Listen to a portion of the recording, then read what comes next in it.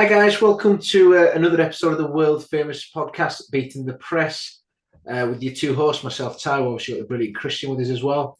If this is the first time you've decided to join us, we talk about football. Predominantly, that is all we talk about. We might, just push outside those boundaries every now and again, but generally it is just football. Today we are continuing our look back at previous World Cups, and we've reached 2014. So we've only got one more World Cup to go after this one, and then we'll be heading into the preview for the 2022. So if you've not managed to listen to our previous World Cup podcast, please do. They're on our channel, and that'd be great to sort of get your engagement and some feedback on them as well.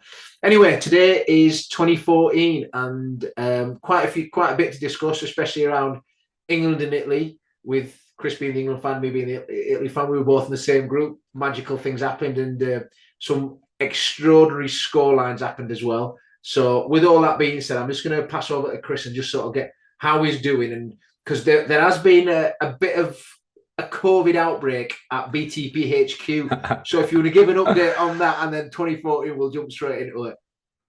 BTP HQ has had a COVID outbreak. That's the reason why, obviously, we've had a little break in between.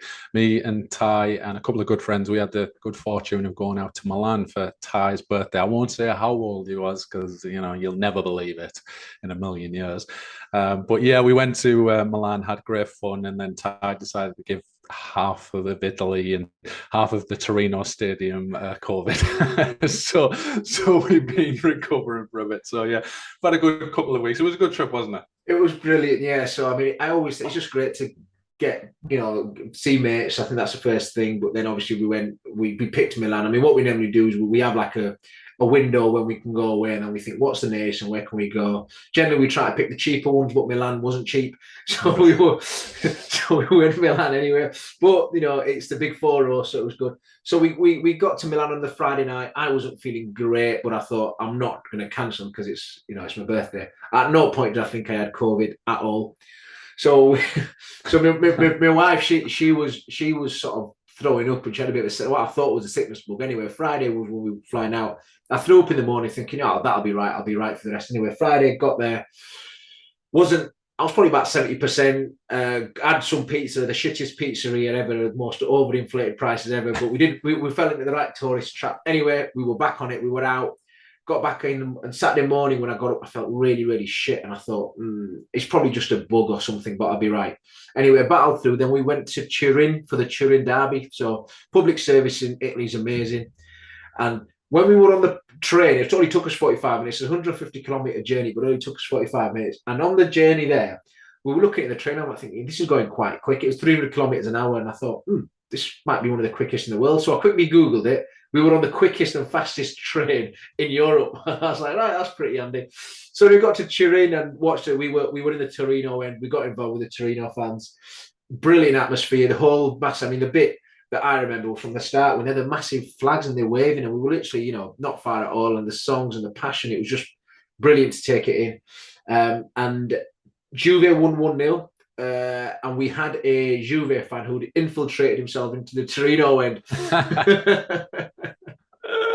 And he just sort of think he might keep it down a bit. He just gets his flag, starts waving it about. I generally thought, oh shit, oh hell, we're going to break loose. Anyway, he kept on going, and there was a 2-3, and they would start shouting in Italian, and you can just tell by body language, like, that's not a good conversation. Anyway, they sent the stewards around, but I thought, and you mentioned, I thought it was really good. There were female stewards, and it actually sort of diffused the situation, and it were all right and no drama until the end of it. And then on the way back, we nearly missed the train. We were so close to missing the train. We were contemplating getting on scooters, hiring scooters to get us to the train station. Because if we missed that train, we had a flight in the next morning, and we got back, had some proper best pizza we've ever had. Then we went out, got up in the morning, and came back. And the reason why we had an earlier flight at 11 was we wanted to get back for the Liverpool-Man City game. Did you? And we obviously got back, and it worked out all right for us. Well, that was what it was. And then on the way back on the plane on Sunday, I was coughing a little bit on the plane, trying to keep it down and shit.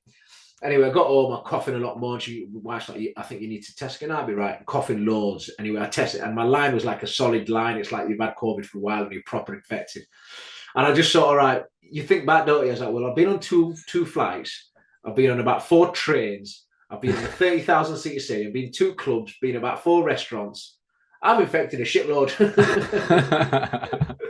And then I was off work as well. I was working from home, but I was positive, and then eventually negative on Friday. So before, and I couldn't go out on the Tuesday or the Monday or Tuesday because I had a couple of meals planned for my birthday, which obviously had to get postponed. And that's why we're a bit behind with it all. So yeah, it was a good trip despite being less than 100%. And yeah. It was almost a podcast in itself. We'll have to do something. We actually had, if you remember, on the Friday night, Saturday morning, we got back, and it was us two mates solo. And after they're both Man United fans, we're both Liverpool fans, and we should have just had a camera because it just went on for about an hour. We got back, we were just like absolutely going at each other, and I was like, they should have had a secret. This is like behind the scenes BTP. But yeah, so that was what happened. And now here we are anyway, 2014, looking forward to this. So looking forward to the World Cup as well. Yeah. So as you mentioned, this is the last one. Well, it's the penultimate one. And it's a very memorable one. Like, obviously a lot of the younger viewers on this one will probably be the first one where they'll be able to recall it truly.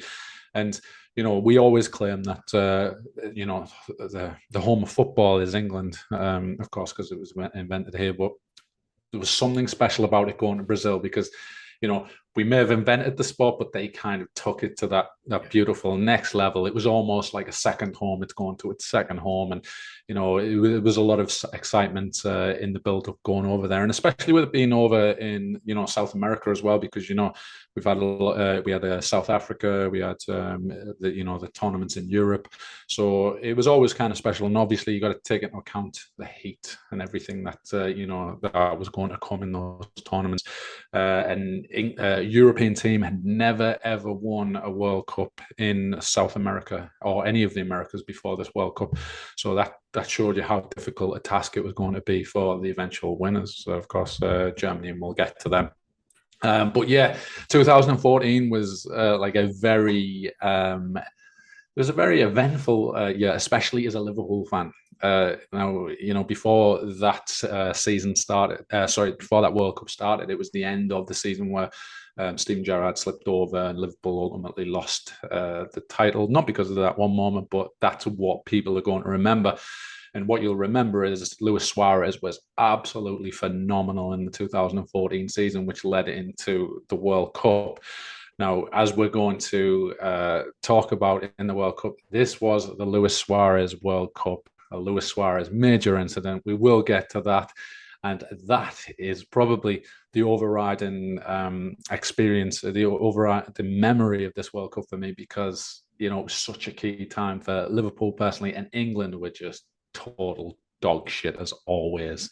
And that's where we'll probably start. England, managed by Roy Hodgson. I think it was Roy Hodgson at the time.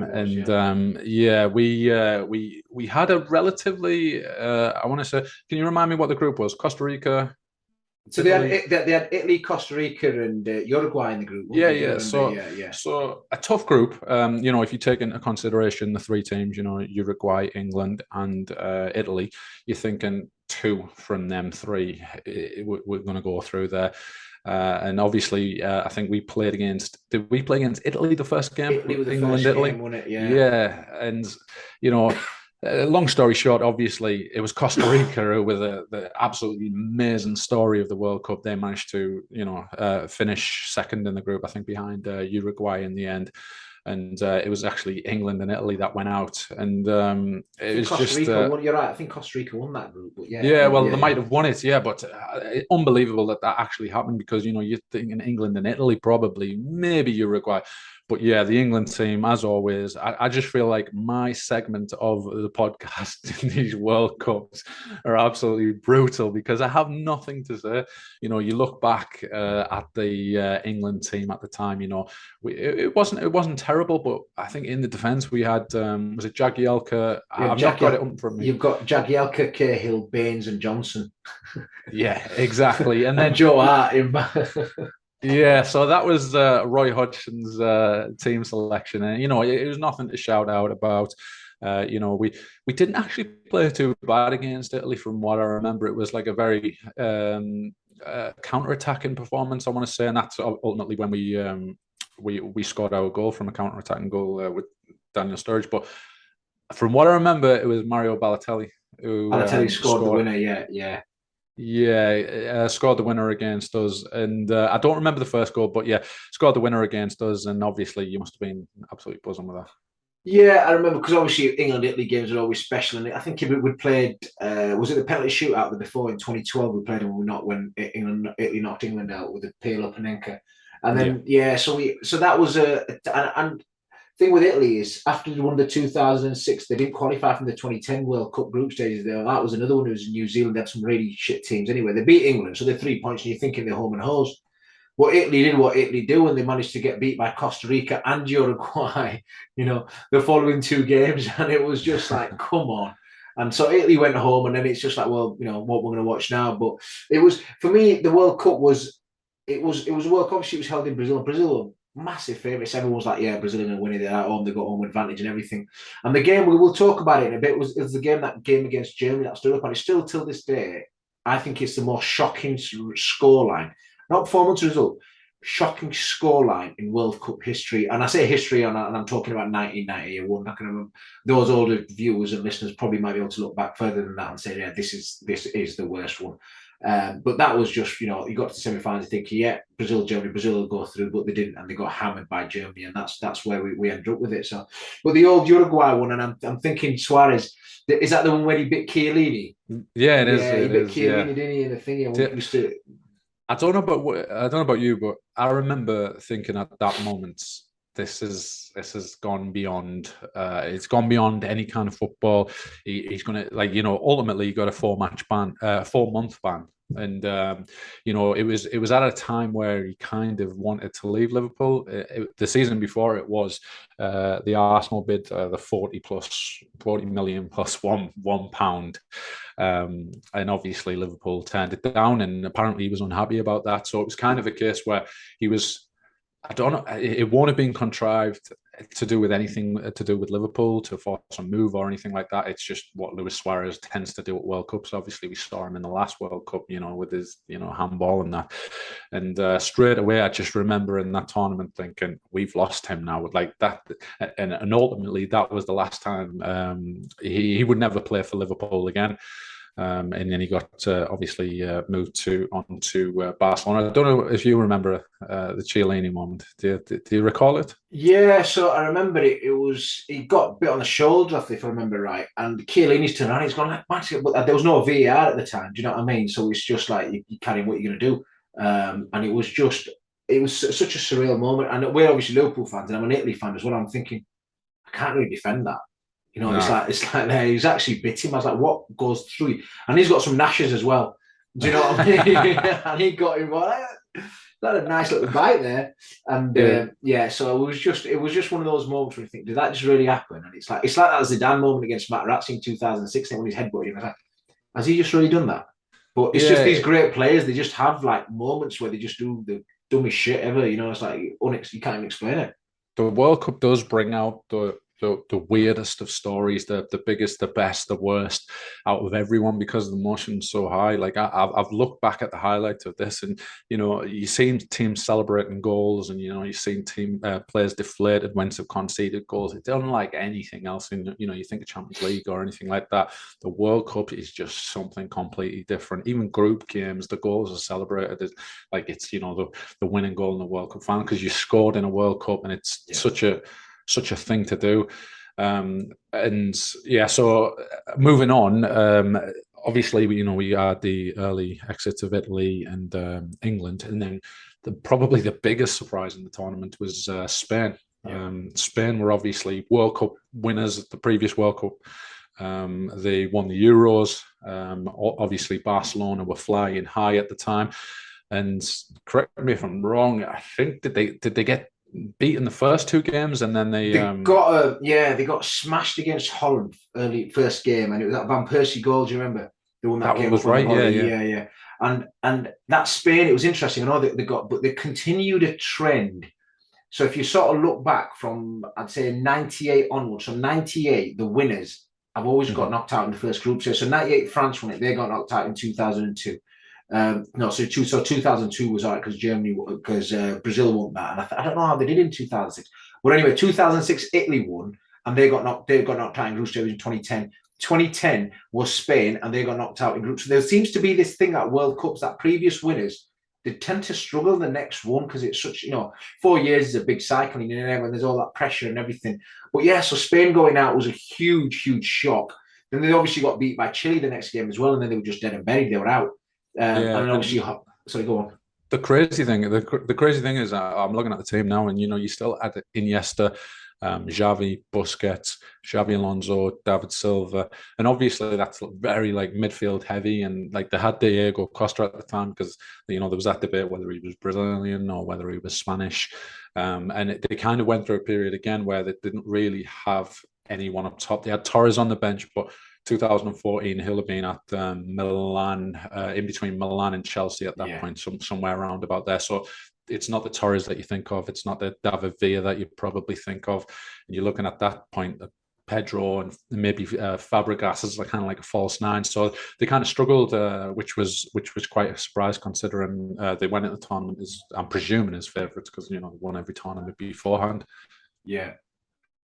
Yeah, so obviously, those are the main talking points over the group stages. If we move over to the knockout stages, unless you've got anything else that you want to cover. No, I think knockout stages is right. If we just move on to there and have a look at them, and I think it's almost like it was disappointing because when you think some of the really big hitters, and you talk about England, Italy, and Spain were out in the first group stages, so that obviously allowed some of the sort of lesser known nations to sort of get through. And just to note, Costa Rica were a real surprise package.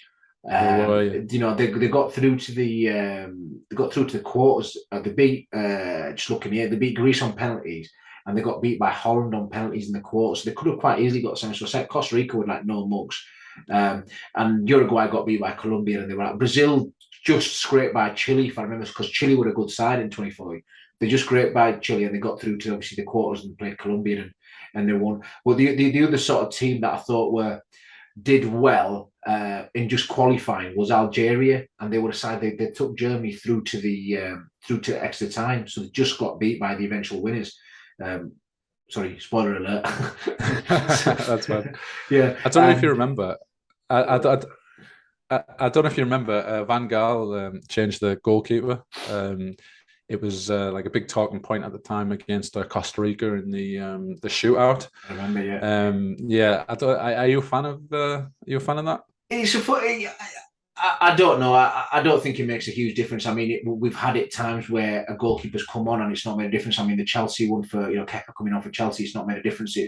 Well, you have the same keeper and he might save it, he might not. I don't think there's anything that goes either way. A manager might have really strong views in it and thinking this is what it's going to be like. But for me, I'd just stick with it because I think the potential knock-on effect it has on the goalkeeper that you're taking off is worse than just keeping him on. Yeah. Do you know what I mean? Because you're thinking, you've been brilliant there, but you're not a very good penalty stopper, so I'm going to take you out. It just doesn't quite sit right with me. So I'd probably just stick with it. And I've done it before. I have managed and I've been a penalty shootout when the keeper's been dog shit. And I thought, you know what? Yeah. He's let a couple of clangers in and he's just like, you know what, I need. And I actually ended up putting an outfield player in goal, and that outfield player was me. Because I was like, right, is anybody else going to go and goal? I was like, I have seen him. I was like, sorry, mate, just for this again, I think you're going to struggle. And I didn't save a single penalty, but I'm not a goalkeeper. So I spoke to me and my other mate who were the only two, and I was like, I'd been in a goalkeeping course. So like, you've been in a goalkeeping. It doesn't mean I'm any good. I think I dived over about two. But yeah, so the whole goalkeeping thing, I'd just stick with the same one you've already got. Yeah.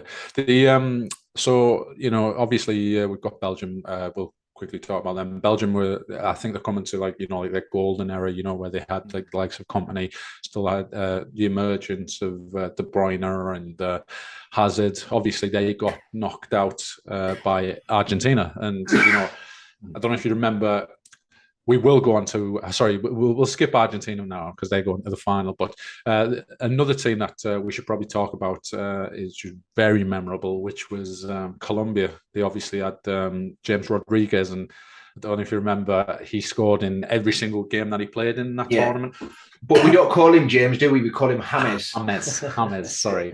James Rodriguez, who, we always talk about players getting signed off the back of a World Cup. This was definitely one of those. I think he went for something like 50 to 60 million to Real Madrid. And yeah, he was quite impressive. He got maybe 5-6 goals and a couple of assists in there. And he was phenomenal that tournament. Obviously, then he moved to Real Madrid. Things like change. He moved on to Everton randomly, but yeah, they were kind of like a surprise package other than Costa Rica, weren't they? There was always that. I mean, if you look at that, there was a bit of favoritism. Is that the right word? Towards the South American side, or an advantage is probably the better word. Just simply because it was being held in South America, and obviously it gave them a bit more.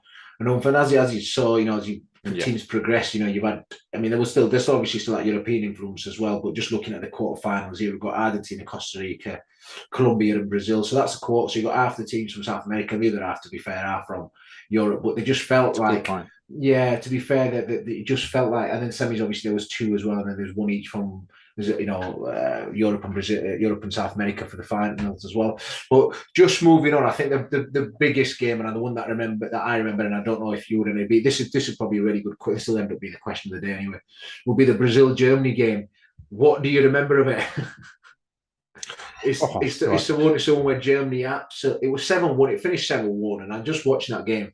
Like every attack, and it just like, when you see a team crumble, like an absolute superstar team crumble in front of you. I say crumble, I say a superstar team, individual superstars. It just crumbled in front of you, and Germany were just like, goal. I'm like, this is just ridiculous. And it ended up being 7-1. It was just, I remember seeing the fans, and it was just like shocked disbelief, when the camera was zooming into the fans, and crowds like, wow, this is it was total devastation, because obviously they were one of the favourites, because obviously you're the home nation. They're a strong team, really strong outfit, and they had the golden boy of the World Cup, obviously Neymar, and he didn't let anybody down in that tournament. He was absolutely phenomenal. He was chipping in with goals, chipping in with assists. And it was almost like it was written in the stars that he was going to go on and win it in Brazil. And, he'd have gone down with Pele and all that kind of stuff at the time. Obviously, that didn't develop, and he hasn't quite gotten on to it. Would have been interesting to see where he'd have went should they have went on to win the tournament, and Neymar being, the golden boy of that tournament. But he got injured. I think it was maybe the quarterfinals. I think there's a few games where he was getting targeted. I think he got a knee to the back or something. He broke a bone in his back. I can't remember the exact injury it was, but yeah, they targeted him quite a bit, and they just did not look the same, especially. Yeah, I mean, the other thing that I sort of remember, I mean, when you got to the sort of quarters and semis, the way the draw ended up running out, there was a potential for a Messi v Neymar final, and there was a big thing about that as well. So obviously, Brazil, and they got to the semi-finals, Brazil, Argentina, and they both had an absolute super great chance. Brazil were favourites for their game, and Argentina, as it ended up, got through, and they, I think they won on penalties. They beat Holland on penalties. I think they beat Holland on penalties, so they got through to final. Obviously, Germany beat Brazil, so the final was Germany Argentina. I don't remember much of that semi-final, the penalty shootout. I remember it was just quite tight, and they ended up getting, and penalties, and then Holland do what Holland do, and just sort of like combusted, didn't they? But yeah, the final was almost like a bit of a letdown for the Brazilian fans, because obviously Brazil weren't there. But the actual game as well, I remember it was like they were just trying to cancel, they were just trying to stop Messi playing, you know what I mean? That was their tactic. And then Götze scored in like the 117th, and it was just like such a cruel, it was almost like a golden goal, because once they've scored, it's like you're dead, game over, and there wasn't much else to do. So that was like a really brutal one. And I'd backed Argentina to win that one as well. So they got through everyone, and I was like, well, no, not in the last 2 minutes, not with the 3 minutes. But yeah, so that's how we ended up going. For such a great tournament, like for the goals and everything and the entertainment that you got, it was like a massive letdown if you consider, the semi-final with Germany and Brazil. But I just want to go back to the semi-final itself. I don't know who said it at the time, and they were like, it was David Luiz and they said he played like someone had a controller. And I don't know whether that was that specific game, but it was exactly like that. He was absolutely brutal. And even if you look at the highlights now, you'll go back. David Luiz in his time was a great ball playing defender, but he can go missing, and it was absolutely awful. And you kind of felt sorry for the fans in that particular game. But yeah, moving on to the final. The final, yeah, complete and utter letdown. I was almost willing Lionel Messi to get that World Cup that he's been craving. Never actually won an international tournament at that point, and you think, and that was the one thing that he needed to do to tick off the list. Argentina, no fantastic team or anything like that. I think they were top heavy. I think I remember they might have had Aguero, Di Maria. Yeah, it's been the same issue for Argentina for a number of years. They've been really good going forward, but then defensively they've struggled. Do you know what I mean? So yeah, the game, it was a case of cancelling out Messi, and Argentina just it wasn't a great game. I can't remember if they said something about the pitch as well, if it was too dry or the grass or something wasn't right, but it just stopped the flow of the game. And I remember it being a really poor World Cup. It's probably the poorest World Cup I can remember. Yeah, and come to think of the eventual winners, we haven't spent any time on Germany, but you think of their actual team who went on to win it. It wasn't like superstars. It did have like a good few decent players, like some Mesut Ozil, Muller was there, like the spearhead of their attack, but they did actually have Klose, who then he ended up taking over Ronaldo's record of World Cup goals. I think he ended up getting 16 in total. So yeah, it wasn't like you think of the World Cup winners of the past, and you think how strong their teams were. You didn't necessarily need to be too strong in order to eventually come out as winners in this. I just wanted to ask you a question. Thinking back to you made a good point about the knockout stage. You see the likes of Costa Rica, Colombia, and it's rare that we see like those type of teams that come up. And obviously that had to do with it being set in South America, the climate at the time.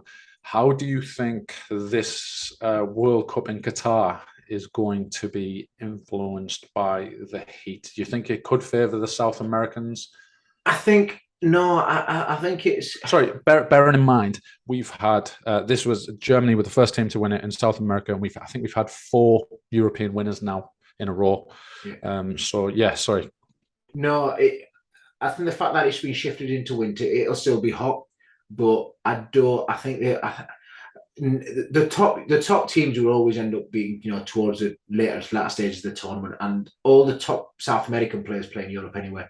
So... the weather isn't going to be as much of an issue. I mean, if it was in summer, absolutely, you know what I mean? Because then you'd have some absolutely freak results. I'd imagine you'd get some poor nations winning it, that are just good and comfortable in terms of how to deal with the heat. But yeah, no, I can't see it much difference. I mean, I personally think there's no outstanding team this time around. We'll discuss this in obviously, but so I think it's quite open. But no, I don't think it particularly favourites either continent, South America or Europe this time around. So. Yeah, brilliant. So just to kind of wrap up things, as always, we'll just go through the top goal scorers. So again, James Rodriguez finished on 6, Thomas Muller on 5, then you had Messi, Neymar and Van Persie on 4, and then you had the likes of Shaqiri, who scored a hat-trick in one of the games, if I remember, Ian Robin, Benzema, and then moving on to what they call an all-star team. You had Neuer, Rojo, Hummels, Thiago Silva, Stefan de Vrij, Oscar, and then from the past, Toni Kroos, Philip Lahm, who had an excellent tournament, James Rodriguez, of course, Ian Robin, and Thomas Muller. There was one that I seen earlier, and it was a young player of the tournament. So you had Paul Pogba. It was young, right? It's mad, isn't it? We actually. Yeah. So I went through the teams and looked at some of the sort of players from there, and I'm like, I know these. They're still playing. But back then they were young. Do you know what I mean? So it's like this is this is one of those World Cups where people, where the younger viewers and listening can probably relate to, because those players were, they're superstars now, and they would have just been coming through. And I don't know if you remember the last World Cup, it was Thomas Muller was the young player of the tournament. So that's something, obviously, in the next one, spoiler alert, France going to win it. So Paul Pogba, he plays a big part in that. So it shows the rise of him. And then lastly, you had the Golden Ball, which was given to Messi. Do you remember it was given to Messi at the end? And I don't think he enjoyed actually taking that Player of the Tournament award. So yeah, that's pretty much it wrapped up for this one. Have you got a question of the day? Yeah, I sort of, it was a bit of a giveaway earlier on when I said the result against Germany. So the question is, what's your most, I want to say outstanding, I'm going to say most shocking result in World Cups of yesteryear? Any World Cup, just let us know. Any game that you saw, you thought, wow, did not expect that to happen. And for me, that the reason why I'm saying the Germany game is because of it. I mean, it was a scoreline, and it was the embarrassment of a home nation, and it's a top nation as well. So if that happened against, say, with all due respect, I'm not to say against Lebanon or someone, you know what I mean? Lebanon never get that far. Brazil against Lebanon, so fair enough, you get that. But it was like Brazil. It's like the team that's won the World Cup more than anyone else. One of the best teams ever. One of the best teams at the time. Some great players. It's not like they had a shit defense, So it was just so many combinations. Some of those factors were just like, wow. And I remember watching it at the same time, and I actually started feeling sorry for Brazil as well. And it was almost like, ref, just call it here. Do you know what I mean? Yeah. And I could see what I was seeing. I could see the fans. Those fans in tears as well, because they were just getting destroyed in their own backyard. And to an extent, Germany stopped celebrating later on as well, if I remember. Yeah, you could see that they feel it. They felt it was like, I can't believe we're doing this. This is just like, we know. You've got to wonder if it kind of took a little bit of the edge off it, because like if you think of go to win the final, for example, you think of all the other major games. Once you start smashing a team to bits, it kind of takes the edge off you actually. Oh yeah, we're actually into the final now. And I don't know if you remember that it was 7-1, and the one for Brazil was scored in the 90th minute. So effectively it was 7-0, and it was almost an embarrassment that they actually managed to. I remember watching. I thought this could go to double figures, and I think, how do you recover from that? And you're almost like, well, that doesn't happen. It's almost like you'd rather be England and get knocked out in the group stage and lose 7-1-7. Do you know what I mean? So yeah. I kept on thinking at some point, like when they went 1-0 down, I thought Brazil was going to kick in. 2-0 down, Brazil going to kick on. 3-0 down, surely they've got to kick it. Before you knew it, it was completely and utterly out of sight. And probably the most shocking result in World Cup history, especially considering the rivalry between the two teams. Yeah. But that being said, go on. No, you do it. You can wrap it up. Yeah, well, so as Ty mentions at the beginning, we've only got one more left to go. We have had a lot of fun doing all of them up to now. We are very near the World Cup, so we will be doing a few preview shows on the World Cup, giving our predictions on the way. I'm actually going to be in America at the time, so we're going to have to I'm going to be in New York while England are playing the USA, so I'll have to find somewhere to go. So if anyone recommends anywhere in New York where I could go and watch it at 2:00 in the afternoon in New York, let me know in the comments below. So we'll be doing a lot of preview shows, and again, check out the playlist of all of the ones that we've done so far. I'll put them in the link, it'll appear somewhere above my head or something like that. Check all those out. Like, subscribe, comment, click the notification bell so you know that when we post a video. That would be fantastic. So we are almost done. We've wrapped everything up in this one. Is there anything that you want to say, Ty, before we leave? No, just what you've said, and just echo. Please do give the other previous World Cups a listen. We've had a lot of fun doing it. So but as always says, if you've got this far, give it a like, subscribe. I've been in the office this week, and I managed to persuade a few of them. They didn't even know I did a podcast, so I probably need to do more advertising at work than I do on here. Oh, you got a podcast? I'll subscribe. All right, brilliant. Yeah, so we've got a few more. But so until next time, guys. All the best, and see you in the next one. See you. Bye. Bye.